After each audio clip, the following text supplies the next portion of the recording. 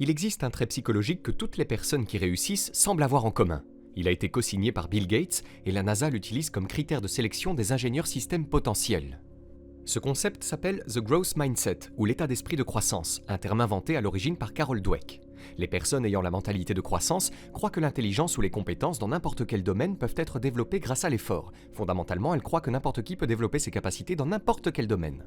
L'inverse de l'état d'esprit de croissance est l'état d'esprit fixe. Les personnes ayant cet état d'esprit croient que l'intelligence et les compétences sont innées. Pour elles, nous sommes nés avec ces capacités. Nous sommes nés doués ou non. Il n'y a pas de place pour le changement. Fondamentalement, elles croient que l'intelligence est fixée dès la naissance. Dans cet essai, nous explorerons pourquoi l'état d'esprit de croissance est le meilleur et comment nous pouvons le développer.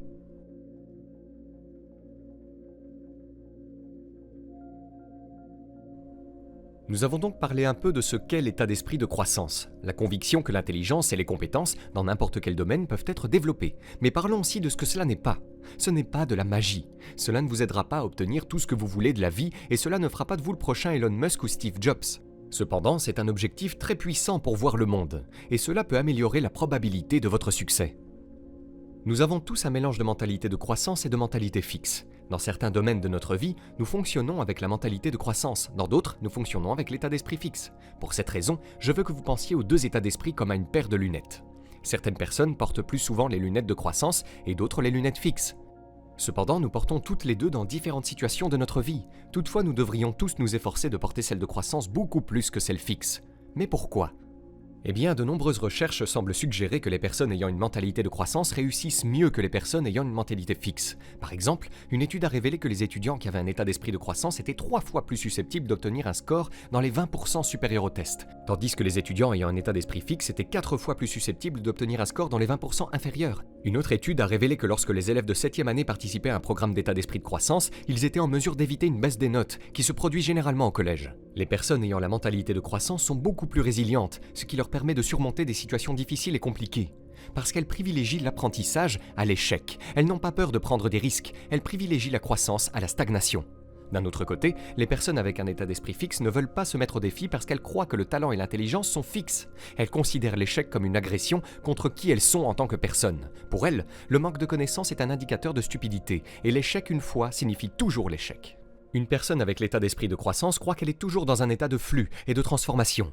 Ainsi, ces personnes n'attachent pas leur identité à leurs résultats. Au lieu de cela, elles se concentrent sur le processus de croissance et d'apprentissage. Peu de gens nieront que l'état d'esprit de la croissance semble bien correspondre à la réalité. Nous savons que le cerveau peut continuer à apprendre jusqu'au jour de notre mort, grâce au domaine des neurosciences. Il semble également assez intuitif que les gens doivent travailler dur et persévérer, malgré les obstacles, pour finir par réussir.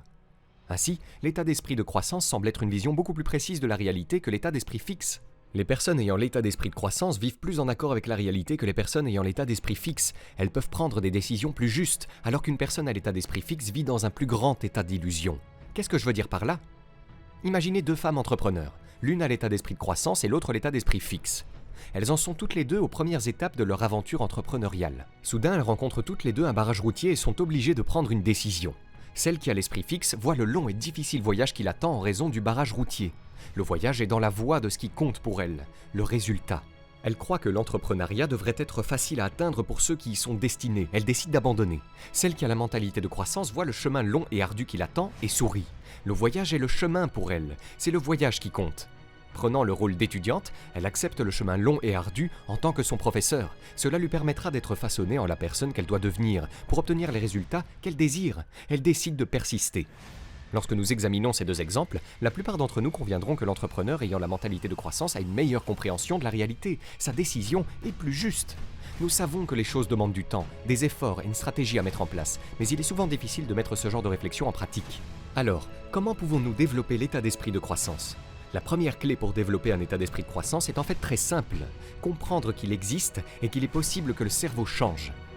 Les neurosciences ont montré que nos cerveaux ne sont pas fixes, et en fait, ils sont très malléables. Nous pouvons toujours grandir et acquérir de nouvelles compétences. Par exemple, une étude a révélé que les chauffeurs de taxi développaient plus de matière grise dans leur cerveau pour les aider à naviguer plus efficacement dans les grandes villes.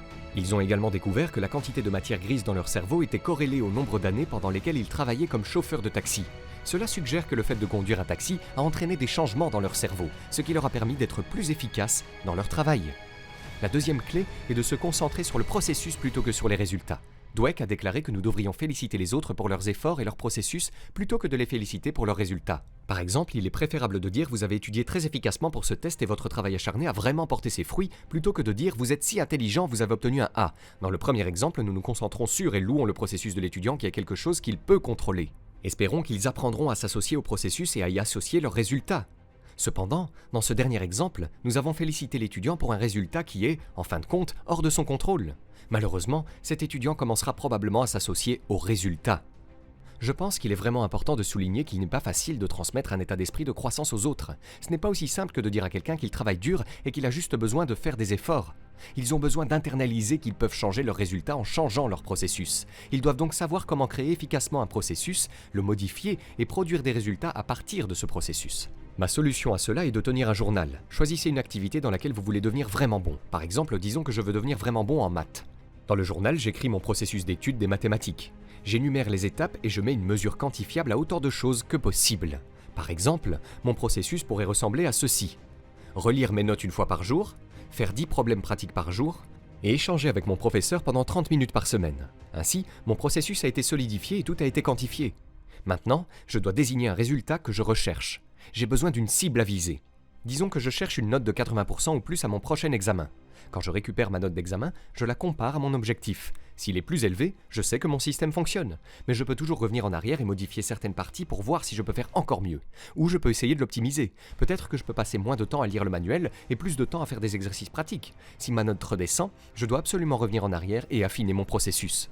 Je crois que cette méthode consistant à tenir un journal, à créer un processus et à l'affiner jusqu'à ce que le résultat souhaité soit atteint, aidera à promouvoir un état d'esprit de croissance. Cette méthode garde notre esprit concentré sur un processus changeant. Les résultats sont mesurés et pris en compte uniquement comme un indicateur du bon fonctionnement de notre processus.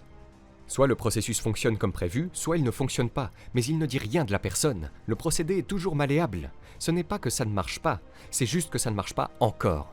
Je pense qu'une autre bonne idée est de demander conseil à des camarades et à des enseignants. Cherchez ceux qui sont dans la même position que vous ou ceux qui ont déjà fait ce que vous essayez de faire.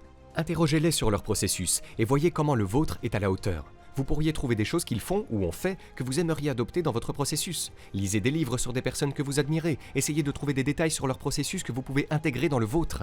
Enfin, faites des choses difficiles. Pour même avoir une chance de favoriser l'état d'esprit de croissance, vous devez sortir de votre zone de confort. Les gens qui ne quittent pas leur zone de confort commencent à croire que leur succès est dû à un talent inné, car tout leur vient si facilement.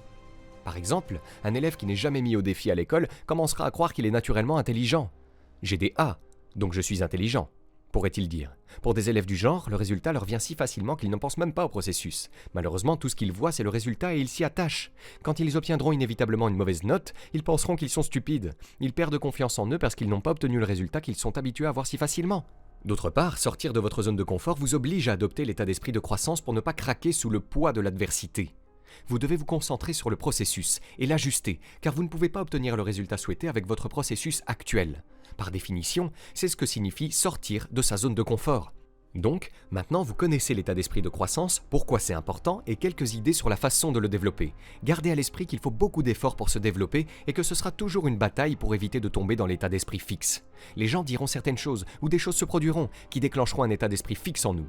Il est important de remarquer quand cela se produit et d'éviter de faire du surplace. J'aimerais conclure avec cette citation de Carol Dweck. Le chemin vers un état d'esprit de croissance est un voyage de toute une vie, pas une proclamation. Si vous avez aimé cette vidéo, vous pouvez cliquer sur le bouton j'aime et vous abonner à la chaîne. Cela nous fera chaud au cœur. Vous êtes également libre de recevoir notre guide pour apprendre à générer vos premiers 200 € par mois sur Internet en cliquant sur le lien dans la description sous cette vidéo. Le tout gratuitement. À très vite.